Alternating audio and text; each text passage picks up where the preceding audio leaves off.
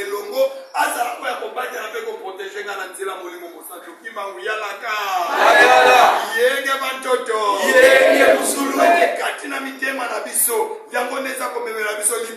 lipamboli kati na mitema na biso yango neza komemela biso kozangisa biso nini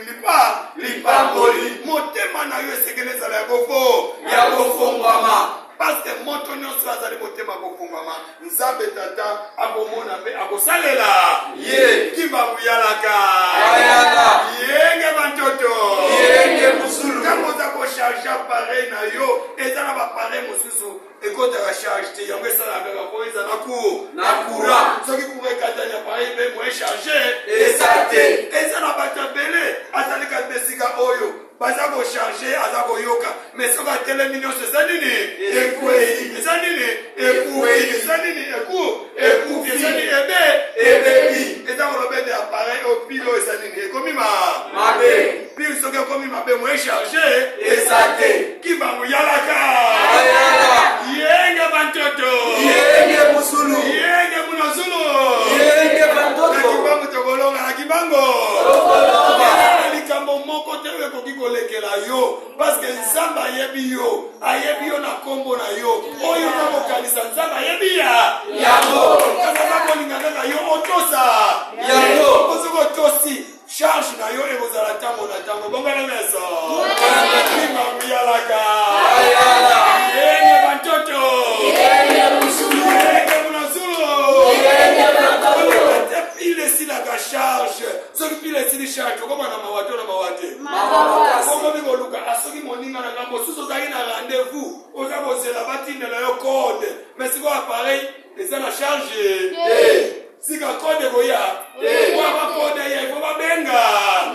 sikoyo appareil ekangami kimbangu yalaka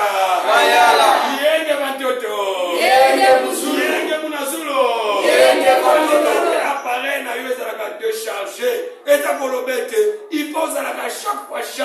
charge na yo ezali losambo moto amemaka losambo amemaka nini mwinda kimbangu yalaka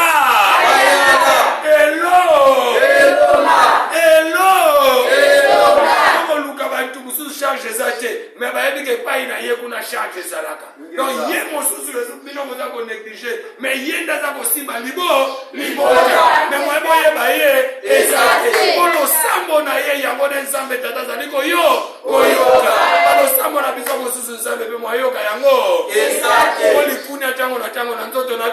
na biso lokuta ntango na ntango na nzoto na biso kindumba ntango na ntango na nzoto na biso moyibi ntango na ntango na nzoto